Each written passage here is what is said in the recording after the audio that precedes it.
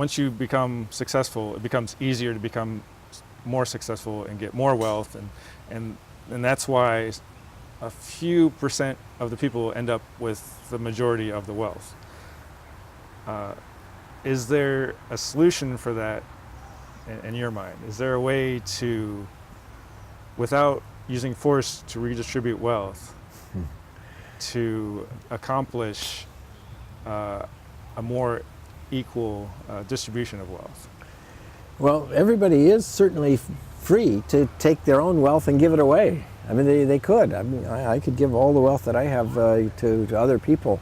And actually, I think that it's interesting. The people who really, really believe in the importance of equal distribution of wealth should start right now giving all their wealth to the people in Somalia or the people in Ethiopia. They're desperately poor. And everybody in the United States is wealthier and more prosperous than all those people in Somalia and Ethiopia. I don't know that it would actually make their condition that much better, because having the wealth in those countries would probably just be stolen by government and officials and politicians and armed guards and military, everything all at once. But what if we were talking about the U.S. in a bubble, just within our borders, of course? Yeah. Okay. Well, I think that there's certainly a noble aspect of human beings to want to give to other people in need. And there is a benevolent impulse that we always have to help other people and give to other people. But I think that to have the government intervene is really a hypocritical thing. Number one, I think there's three basic criticisms with the way you do that. Number one, politicians always say that they're helping the poor by taking from the wealthy, but they do the opposite. They promise to help the poor, but their policies, their actions, always help the rich much more than the poor. They help their friends and the powerful. I mean, they're always taking from the rich because they have a lot to take, and they take from the poor because they're helpless against them, and they give to people who are political insiders all kinds of farm subsidies and bailouts for the bankers and rescues for automobile companies, and anyone who's made campaign contributions to them is likely to be on the winning side of these actions of government. I think the most egregious one is the constant and pervasive inflation, which robs the poor generally by robbing the value of their wages, savings, and pensions, and gives to the people who have assets and property that goes up in value. So you think if we could limit or eliminate some government, we might have more equitable distribution of wealth? Oh yeah, and actually the proof is in the work by the Fraser Institute of Canada. They've demonstrated that where government is much less control on the economy, in 5 major areas of economic control, that people are much better off. The wealth, the economies grow so much more when government is involved less in the economy, controls less on spending and taxation, more stable money supply, more secure property rights, less regulation, and sound money. So in these ways, if the government gets out of people's way, you have a growing economy, which brings me to the second criticism of this whole idea of redistribution of wealth. Suppose you could actually redistribute wealth equally to everybody.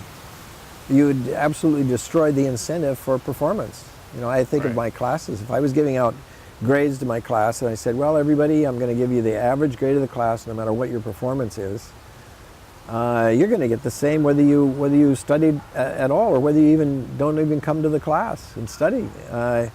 So in that case, if I gave the same grade to everybody, I think people would just stop coming to class. I'm going to get the same as everybody else whether I study hard or not. And that's the same thing in a society that's built on this notion of egalitarian redistribution. You'd ruin the incentives for productivity and performance. It's those most productive societies that benefit the poor the most, because even the poor are better off in a productive system. In a productive society that's growing than in an unproductive society that's not growing. Right.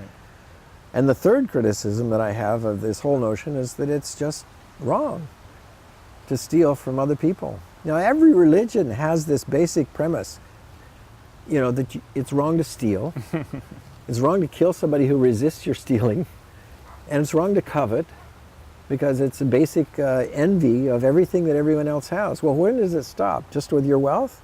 Maybe I should be envious of your good looks. Maybe I should be envious of your beautiful girlfriend. Maybe I should be envious of your house.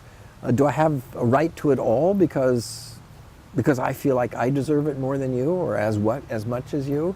I mean, these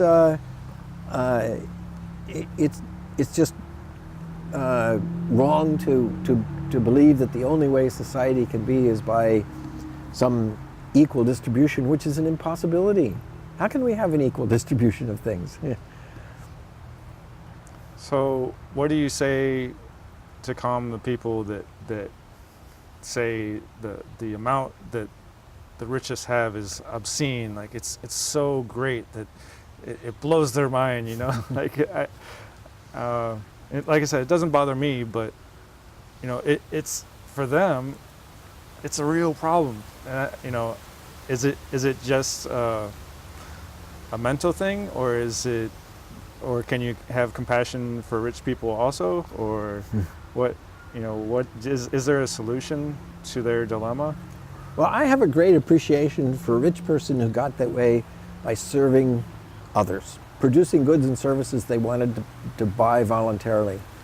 But I have a great resentment to those who have become extraordinarily wealthy by the favor of government, because that means that they've used insider privilege, the force of government, to exclude their competition, to give themselves subsidies, give themselves tax breaks at the expense of everybody else in society. So I have a resentment towards that kind of inequality, but that's the use of political power, and that's pretty pervasive. I would say that wherever there's great political power exercised, that there is a much greater inequality of wealth, because there are certain great favors that go to a few at the expense of the general population. I think there'd be a lot more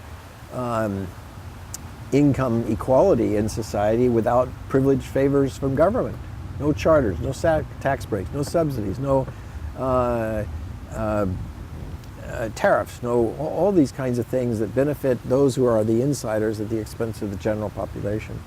Farm subsidies always get me, because I don't understand how the general population is willing to accept higher food prices because a few farmers have enormous power with politicians to get them to exclude their right to buy food from other countries, to actually pay farmers to destroy their crops, pay farmers not to grow crops, and heavily subsidize with government purchases to buy up food and send it abroad, ruining farmers abroad. I mean, all these kinds of programs are hugely devastating on a very fundamental item, what we eat. Right. And yet it's so normal.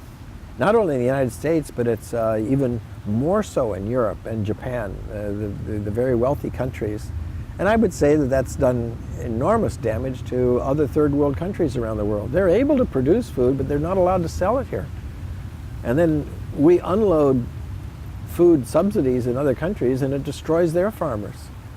And we pretend to make up for that with foreign aid. Say, oh, well, we have to give, but the foreign aid is from government to government, usually bribing for power and control over other countries. So it's a very messed up system that is driven by this impulse of playing on people's sympathies. And I think it's a proper sympathy, but it's improper to use government force, because it's always corrupted and always perverted by the use of government.